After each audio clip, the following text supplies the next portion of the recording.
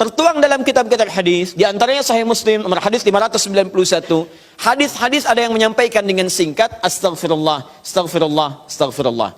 3 kali kemudian disebutkan. Jadi ini yang paling singkat. Istighfar kalimatnya astaghfirullah. Astaghfirullah. Berapa kali? 3 kali. Perhatikan, ini riwayat pertama. Kalau Anda menggunakan yang ini, boleh. Tapi cara memahaminya, ini yang paling singkat, paling pendek. Jadi kalau sedang buru-buru misalnya, ya Anda ingin buru-buru setelah selesai itu, sambil jalan misalnya, ingin dipercepat bacaannya, silahkan pilih yang ini yang singkat. Astaghfirullah, astaghfirullah, astaghfirullah. Paham? Kalau agak senggang, silahkan tambahkan dengan lebih luas. Astaghfirullahaladzim, astaghfirullahaladzim, astaghfirullahaladzim. Lebih senggang lagi, astaghfirullahaladzim, alladzi la ilaha illa huwal hayyul qayyum wa atubu ilaih.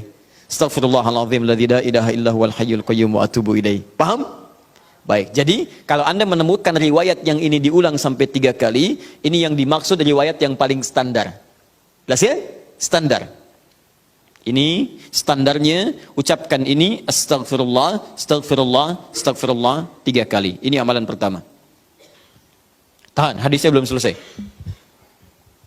Jadi kalau selesai salat, assalamualaikum warahmatullah, assalamualaikum warahmatullah, duduk sebentar, tahan dulu. Apa yang diucapkan? Astagfirullah, astagfirullah, astagfirullah. Selesai? Baik. Tahan. Lihat baik-baik, perhatikan sini. Ini disebut amalan apa tadi? Zikir. Karena kita sedang membahas tentang zikir. Baik, sekarang yang kedua, masih ingat? Tadi kalau seorang sedang berzikir, maka konsekuensinya dia akan apa terhadap Allah? Ingat. Yang kedua, dekat. Pertanyaan saya, apakah setiap orang yang mengucapkan astagfirullah menjadi ingat kepada Allah? Itu masalahnya. Banyak orang pasca sholat mengatakan astagfirullah, tapi kalimat itu tidak mengingatkan dia dengan Allah. Itu masalah utamanya. Assalamualaikum warahmatullahi wabarakatuh. Assalamualaikum warahmatullahi wabarakatuh. Astagfirullah. Astagfirullah. Astagfirullah. Halo? Gimana? Anda salam langsung ngecek status. Lisan Anda astagfirullah, tapi tangan Anda megang handphone. Pikiran Anda melihat status. Sebagian orang bahkan merespon urusan dunia. Bagaimana istighfar bisa berkorelasi dengan itu semua? Itu masalah utamanya. Jadi semua kalimat ini ketika diucapkan, bingkainya adalah zikir. Mampukah Anda mengucapkan istighfar ini yang langsung mengingatkan Anda dengan Allah subhanahu wa ta'ala? Ini poin besarnya. Nah, tahan. Saya berikan rahasia besar dulu di sini. Kenapa Anda mesti mengucapkan kalimat ini? Buka Al-Quran surah ke-71. Surah apa itu? Surah apa? Nuh. Bukan Al-Ma'arij. Al-Ma'arij 70. Ayat 10. Kalau mau dari ayat 9-nya sampai dengan 13. Kemudian saya kotaki ayat 10-nya. Nih, 10-nya saya kotaki di sini. Ini yang pentingnya. Awas. Nabi Nuh alaihissalam berdakwah kepada umatnya. Berapa tahun? 950 tahun. Masya Allah. 950 tahun berdakwah kepada umatnya. Bahkan dakwanya terang-terangan, juga sembunyi-sembunyi. Pelan dan silent. Ya, ada yang silent, ada yang terang-terangan, kencang. Ayat 9-nya, "Tsumma 'alantu lahum wa asrartu lahum israra." Aku berdakwah kepada mereka kadang terang-terangan, dengan kencang, sampaikan dengan terang. Tapi kadang juga aku sampaikan dengan pelan, dengan silent. Ada orang-orang yang memang secara pelan aku sampaikan halus, sesuai dengan tipikalnya. Ada yang langsung aku sampaikan keterangannya dengan seterang-terangnya. Tapi tahukah Anda, selama 950 tahun berdakwah itu, yang terang-terangan, yang sembunyi-sembunyi, kalimat pertama apa yang dimintakan Nabi Nuh kepada mereka? Perhatikan ayat 10-nya. Faqultu astaghfiru rabbakum innahu kana ghaffara. Rahasia pertama. Perhatikan baik-baik. Kalimat pertama yang disampaikan Nabi Nuh alaihissalam kepada kaumnya. 950 tahun. Masya Allah. Lihat baik-baik. Baik terang-terangan, baik dengan sembunyi-sembunyi, pelan-pelan, ataupun jahar. Apa kalimat pertamanya? Faqultu astaghfiru rabbakum. Aku katakan pada mereka, istighfar kepada Rabbmu. Istighfar, istighfar. Ini. Nah, ketika Nabi Nuh mengatakan istighfar pada Rabbmu, istighfar pada Rabbmu, apakah kalimat Qur'annya berhenti sampai sini? Tidak. Teruskan ayatnya. Innahu kana ghaffara. Rahasia istighfar yang pertama, satu, Allah akan turunkan minimal sifat ghaffar kepada hambanya. Nanti kita lihat. Apa itu ghaffar? Belum tentu. Belum tentu. Tidak seperti yang Anda bayangkan. Allah punya sifat ghafir, tapi kenapa yang muncul ghafar di sini? Buka Quran misalnya surah Ghafir. Fussilat surah ke-40. Ayat yang ketiga. Ghafiridz dzambi wa qabilit taubi. Allah mengampuni dosa seorang hamba. Ketika mengampuni dosa, kalimatnya menggunakan ghafir. Ghafirun, ghafiridz dzambi. Tapi kenapa Nabi Nuh menyebut dengan kalimat ghafar? Faqultu istaghfir rabbakum innahu kana ghaffar. Kenapa ghaffar bukan ghafir? Satu. Nih.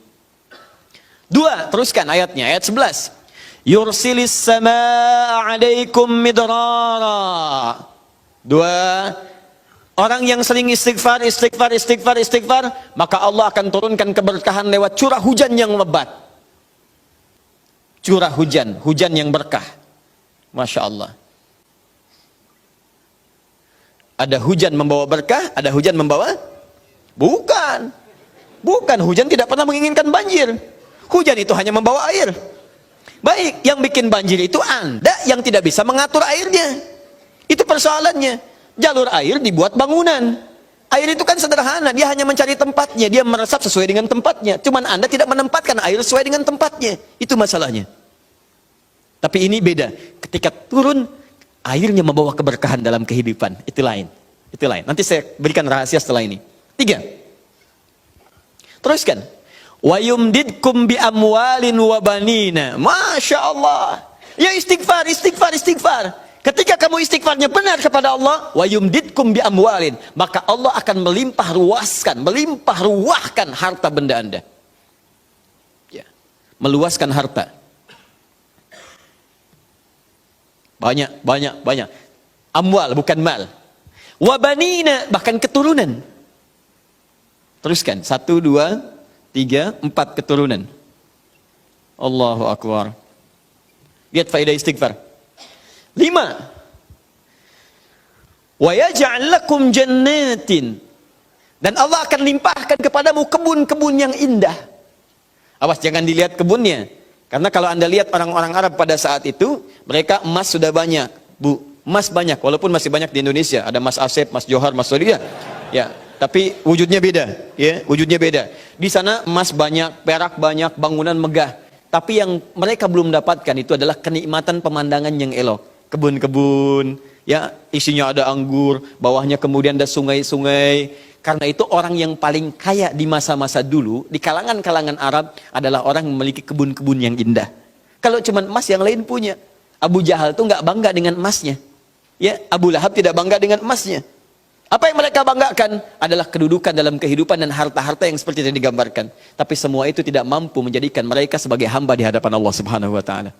Poin yang paling besar, kalau disebutkan jannat dalam arti kebun-kebun dalam urusan dunia, itu maksudnya kenyamanan hidup. 5. Kenyamanan atau kemapanan hidup.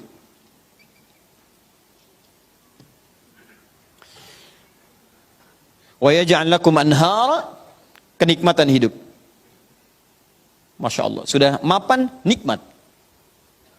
Kaya, tenang. Wah, ini hebat banget nih hidupnya. Dosanya diampuni oleh Allah. Kemudian hidupnya berkah, hartanya melimpah, keturunannya juga luar biasa gitu kan. Setelah itu hidupnya nyaman, mapan dan nikmat. Kurang apa lagi? Antum pilih mana? Kaya tapi gelisah atau miskin tapi tenang? Jangan pilih yang ketiga, saya tidak berikan. Nah, tahan sebentar. Lihat sini. Jadi ketika Anda diminta istighfar, astagfirullah, astagfirullah, astagfirullah. Ternyata di antara esensi kalimat istighfar itu bukan kalimat biasa. Anda mampu mengucapkannya dengan baik, maka Allah turunkan kemuliaan lewat lisan Nabi Nuh itu. Faqultu astaghfiru rabbakum innahu kana ghaffara.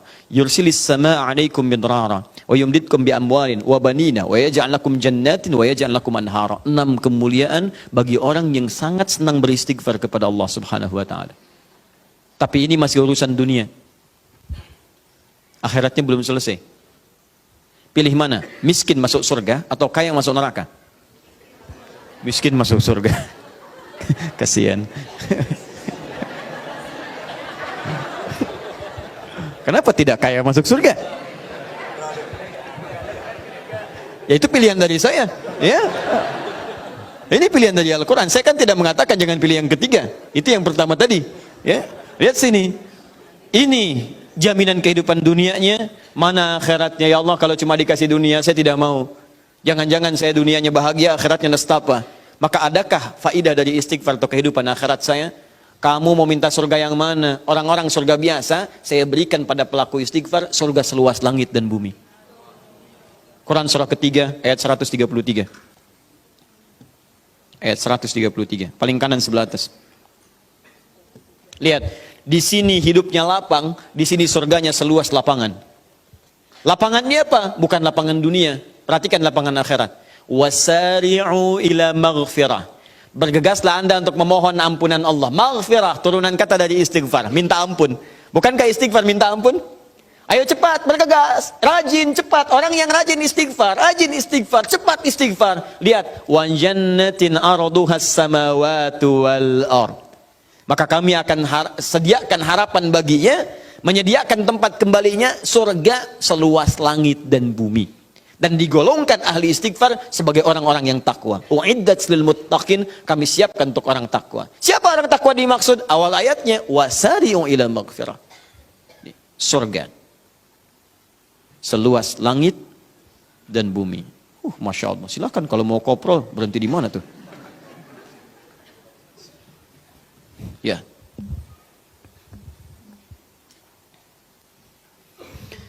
Nah, kalau ditawarkan begini, siapa yang tidak mengambil tawaran ini?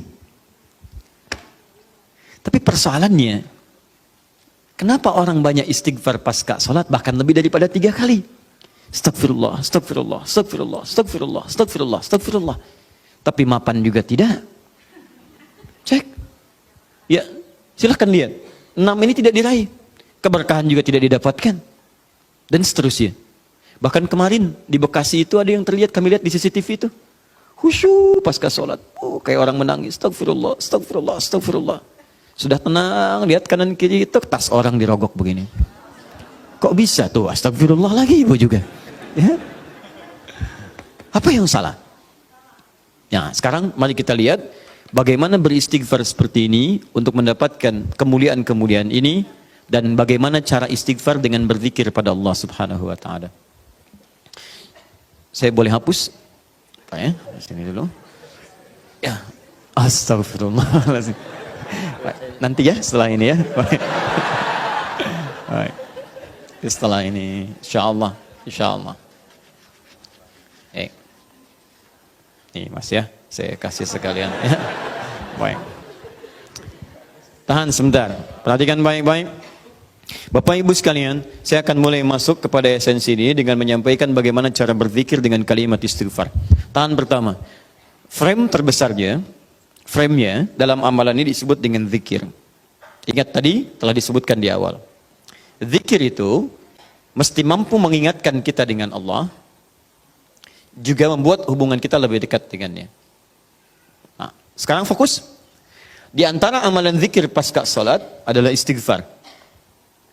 Dengan mengucapkan kalimat paling singkat, astagfirullah, astagfirullah, astagfirullah. Sekarang kita bedah dulu isi kalimatnya. Ini astagfirullah. Dalam ilmu saraf, kalimat astagfirullah ini dibagi ke dalam 3 bagian. Satu, ada awalan menggunakan kata ista begini. Kemudian ditambah dengan akar kata ghafara. Kemudian ditambah terakhir objek harapannya kepada Allah Subhanahu wa taala. Nah, sekarang fokus baik-baik. Ista dalam ilmu saraf itu fungsinya untuk menunjukkan salah satunya, menunjukkan pada permohonan. Meminta sesuatu.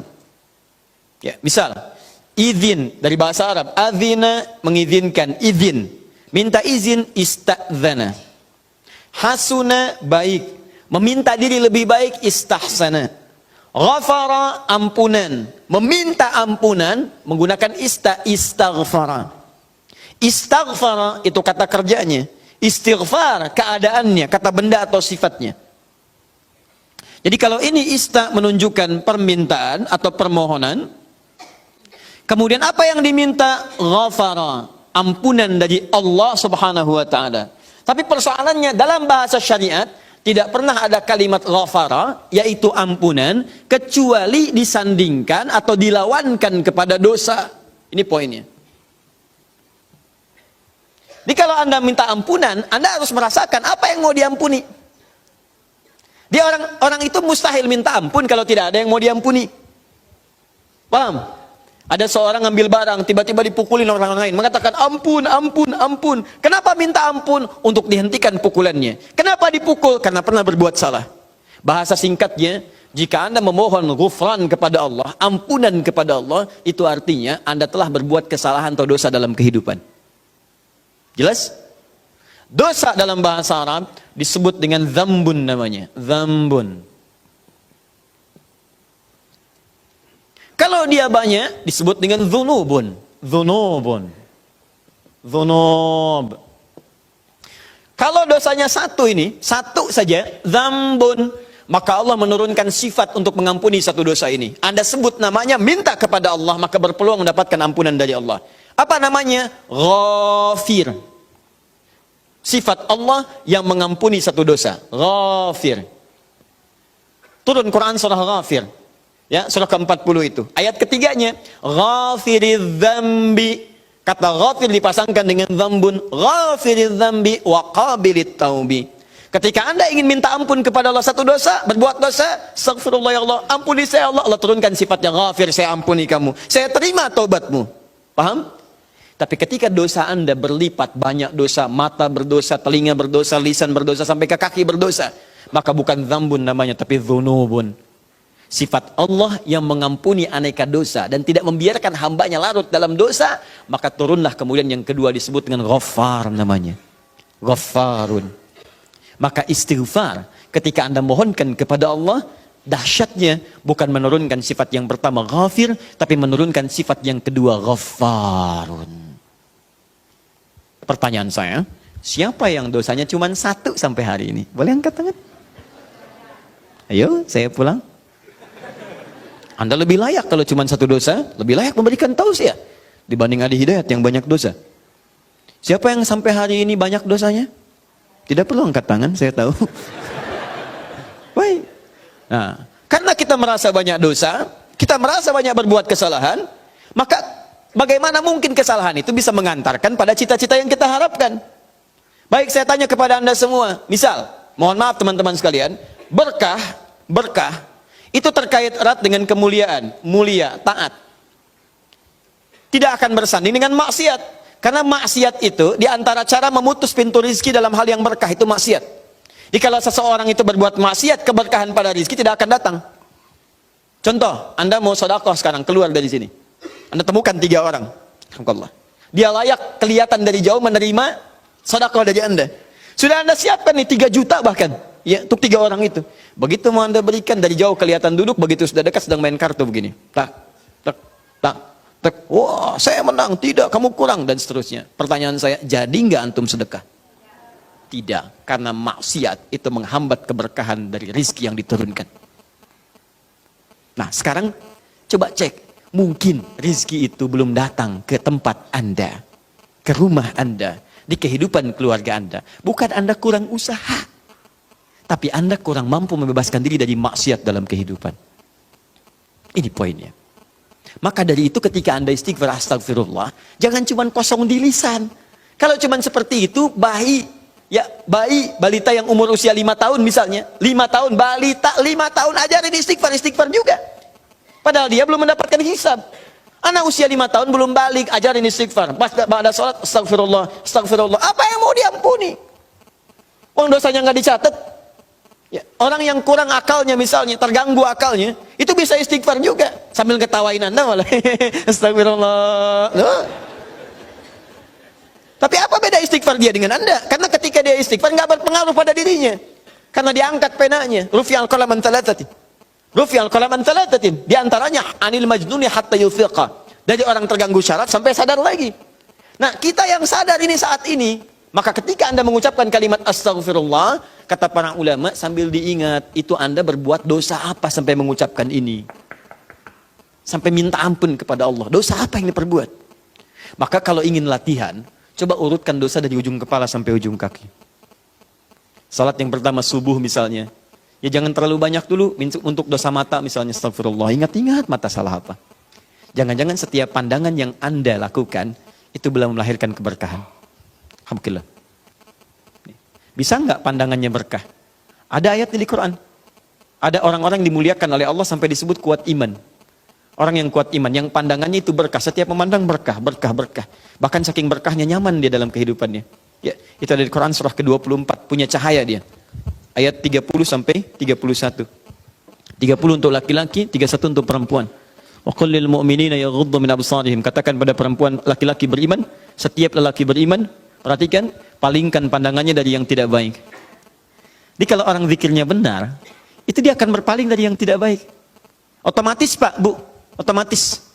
Bahkan yang mirip-mirip pun dengan apa yang ia punya, belum tentu kemudian ia pandang dengan berlama-lama. Ya, misal sendal nih, pulang dari sini, melihat sendal, Anda lupa dengan sendal Anda. Begitu Anda lupa, lihat sendal yang mirip dengan sendal Anda, itu nggak akan langsung ditunjuk. Kayaknya yang itu tuh Pak, yang itu Pak. Mana ini? Iya betul. Sebentar Pak, sebentar saya pastikan dulu. Barangkali bukan punya saya. Oh memang bukan punya saya Pak yang ini. Terus punya Bapak yang mana? Oh, saya baru ingat kesini nggak pakai sendal Pak. Ya. Jadi teman-teman sekalian itu pandangan. Coba berapa kali dalam sehari memandang yang tidak benar? TV, handphone, gambar-gambar, itu kan? Dan seterusnya, baru keluar, memandang dengan cara yang tidak layak. Sama perempuan juga begitu, bukan kayak 31 untuk perempuan. Wa qul lil mu'minati yaghdudna min absarihinna.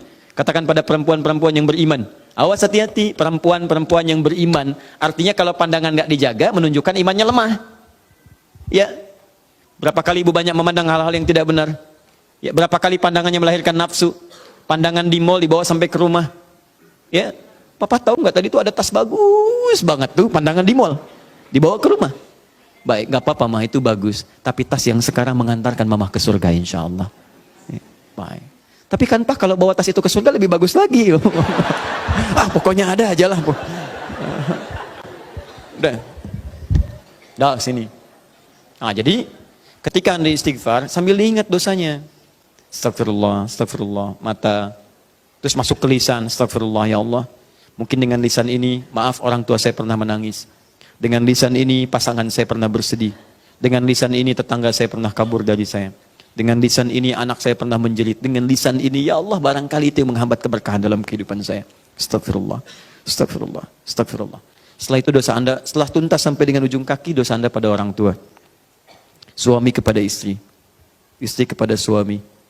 Bagaimana kadang-kadang tidak baik dalam kehidupan rumah tangga. Kepada anak-anak, kepada tetangga. Barangkali, mohon maaf, hal-hal itu yang menghambat pintu kemuliaan dalam bahkan urusan dunia ini yang belum turun. Nah kalau sudah semua sekat dibuka, semua akan turun. Masih ingat tadi? Lihat di Quran surah 3 ayat 133. Teman-teman masih ingat tidak? Surga yang ahli istighfar ini disediakan untuk orang apa? Takwa kan? Jadi kalimat takwa ketika disebutkan di ayat ini, uiddat lil muttaqin, disediakan bagi orang takwa. Bukankah dimulai awal dengan istighfar? Sekarang saya tunjukkan kepada Anda. Kita buat persamaan, lihat sini, kita buat persamaan. Istighfar adalah sama dengan amalan ahli takwa. Takwa bisa mengantarkan ke surga. Tapi Anda jangan lupakan bahwa takwa pun membuka semua pintu keberkahan urusan dunia dari langit dan bumi. Takwa persamaannya berkah langit dan bumi. Dari mana mendapatkan persamaan ini? Di Quran surah ke-7, teman-teman sekalian, ayat 96. Walau anna ahlal qura amanu wattaqau la fatahna alaihim barakatin minas sama'i wal ardh. Kalaulah kemudian ada orang-orang beriman ahli takwa bertakwa kepada Allah, bahkan satu komplek bertakwa, satu kampung bertakwa, kami buka semua pintu keberkahan di langit dan di bumi. Semua pintu keberkahan.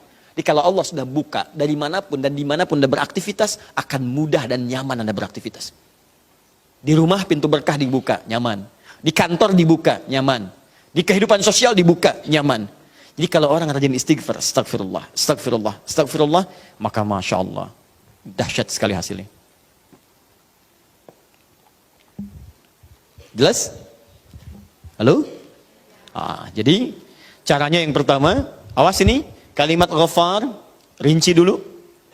Rinci dosa-dosanya, begitu istighfar, rinci astagfirullah, astagfirullah, astagfirullah, astagfirullah. Jelas? Baik, kalau sudah nyaman dengan ini, perhatikan baik-baik. Ini ada turunan-turunannya di sini.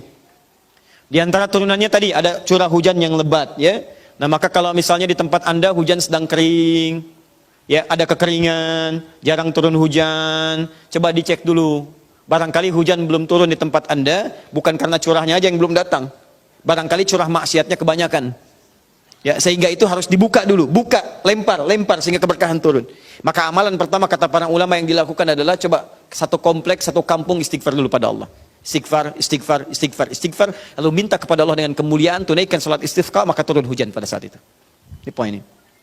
Demikian yang lainnya.